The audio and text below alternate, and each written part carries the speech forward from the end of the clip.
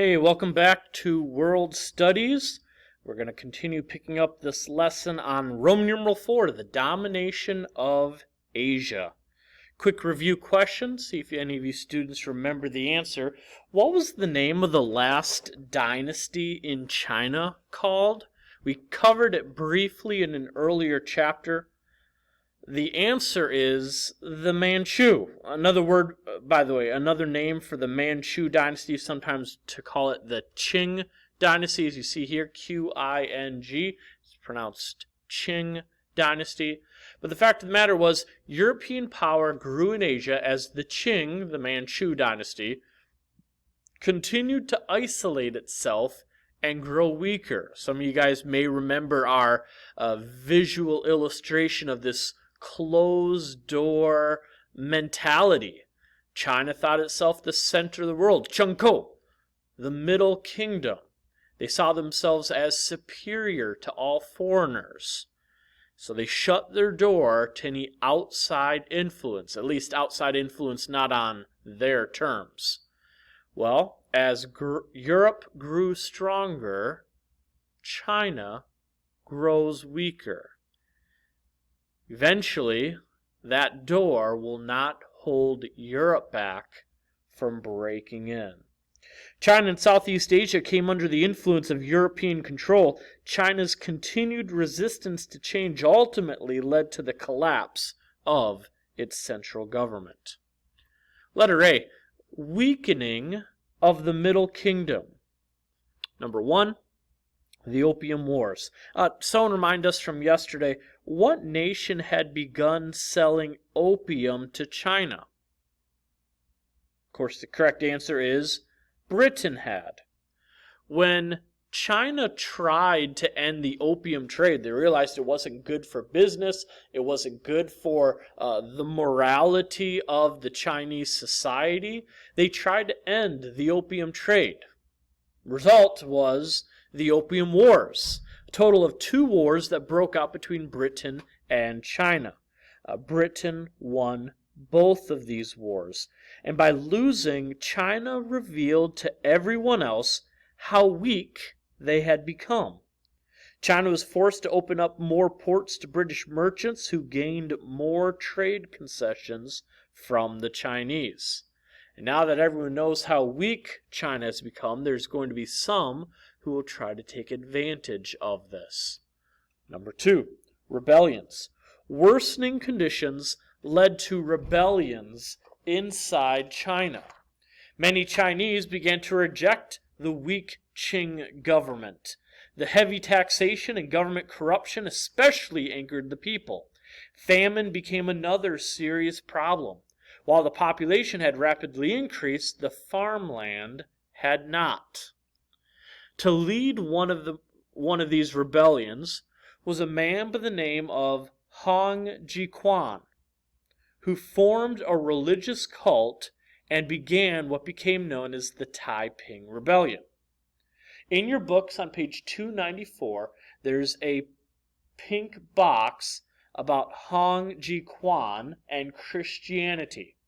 I want you to pause this video and read the box, and then unpause once you have finished. Hong Jiquan attracted a large number of roaming peasants to his rebellion. And the rebellion, lasted from 1851 to 1864. If you look on your books again to page 295, you can see where the rebellions took place on the map. I want you to notice the city of Nanking especially. Nanking was kind of the de facto capital of the Taiping Rebellion leaders. So that's just associate that, maybe write Nanking in your notes next to this event. I know there's no space for you to find it, but write it in the side of your notes, just so you know that the Nanking Rebellion, Nanking was associated with the Taiping Rebellion. Hong had as many as 1 million followers, and they were difficult to suppress because they remained mobile. However, once they established their capital at Nanking, the British and Chinese forces were able to mount an attack and end this serious threat. In fact, approximately 20 to 30 million people died in this rebellion. Another rebellion that took place, tens of millions of people died by the time the rebellion was defeated. As I said, about 20 to 30 million is the estimated loss of life. Another conflict that came about was known as the Boxer Rebellion, and it broke out because of opposition to foreign influence in China. The leaders of the rebellion were members of a secret society known as the Society of Righteous and Harmonious Fists. I'm sure it sounds even more intimidating in the original Mandarin. They were nicknamed Boxers because the martial arts they practiced looked like shadowboxing. Initially opposed to the weak Chinese government, they found it convenient to ally with them as a united front against the Europeans. Well, who were the victims of the Boxers? Foreigners, missionaries, and Chinese Christians were attacked first. On page 296 and 297, both pages, there's a large purple box that talks about the missions in the Far East. I want you to pause the video, read the information about each of these missionaries, and then unpause once you have finished. If you read on page 298, there's another box about Jonathan and Rosalind Goforth. Please read that box to yourself, and then continue once you have finished. I recommend, there's actually more information about this missionary couple. Their story is pretty interesting, just to discuss how they dealt with trying to get out of China before it was too late. There's some information on page 117 and 118 in your activities book that goes into more details about the Goforths. I won't be assigning it for homework or anything, but if that interests you at all, there's the information.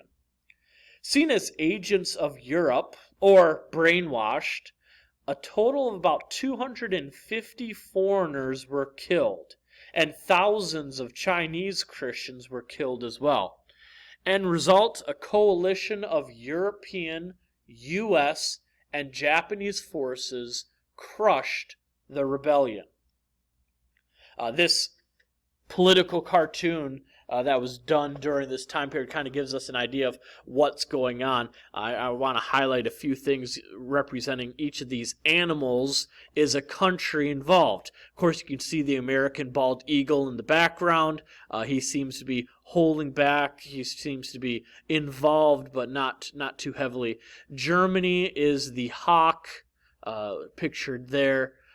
We have Russia represented by the bear. We've got Japan, the leopard. China itself, of course, is the dragon, the all-known dragon. Italy is the wolf. The two-headed turkey is Austria-Hungary. And the line with the red coat stands for the British. Number 3. Continued opposition to contact with the outside world. The young emperor Guangxu attempted to modernize China. He recognized the problem that China was dealing with, the fact that China had not progressed with the rest of the world. It had fallen behind. And so he attempted to modernize China, to open it up under what became known as the 100 Days Reform. End result, though, it failed. Guangxu tried to set up a constitutional monarchy similar to the one developed in Japan, but those who feared losing power because of these changes fought back. In fact, the individual who really led the rebellion against Guangxu was his own stepmother, named Empress Dowager Cixi. She staged a coup. A coup, remember, is an illegal and sudden overthrow of the government. She staged a coup, took over, and reversed all attempts at reform. Sichi, sorry, I think I said stepmother. She was actually the powerful aunt of Guangxu. She had him arrested and declared unfit to rule. That seemed to be enough. Guangxu remained under house arrest until his death at the young age of 37. Sichi herself died 1 day later. Theories about the possible murder of Guangxu, of course, abound. Letter B. Foreign intervention. Japan made the first move in gobbling up more territory in Asia. The rest of Europe quickly moved in to limit Japan's access to Chinese territory. If you look at page 299, it shows you a map of foreign influences in China. You can see the different countries involved: Britain, France, Germany, Japan, and Russia. Number 1, Korea. The Sino-Japanese War began over control of Korea. China, for hundreds and hundreds of years, had owned the Korean Peninsula, controlled the Korean Peninsula, I should say. And now, during this war at the turn of the 20th century, Japan fought to take it over and won. The Japanese easily defeated China and humiliated the Qing government. Japanese took possession of Korea, Taiwan, and other Chinese territories. Fearing that Japan would gain control of more Chinese territory, several European nations sought ways to claim territory for themselves. European nations set up what were called spheres of influences, cutting up territories of China for themselves. Just like the illustration shows, just like a piece of pie, the European powers and Japan sought to divide China up amongst themselves. The weak Chinese government had little to say in these decisions except to give away land. Number 2, Southeast Asia. You'll get page 300. Hey, we made the 300s now in our book. On page 300, it shows you another map of imperialism in the Far East as of 1914. Please look at that as we talk about some of these places. Southeast Asia is located south and east of China and India. All of Southeast Asia, just giving you guys a nutshell facts of what took place, all of Southeast Asia, except Siam, came under European control. Parts of Southeast Asia had been under European control before the 1800s, but by the end of it, nearly all was under European control. Siam, the exception, served as a buffer nation between French and British territories. The primary purpose for claiming this region was for exporting many natural resources, such as rubber, tea, and food that was not grown in Europe. Well, that's all we got time for today. Remember, if you have any questions, please email me or Skype the questions that you have to me, and I will get to them as soon as I can. Hope you all have a good rest of the day. Be good, do good.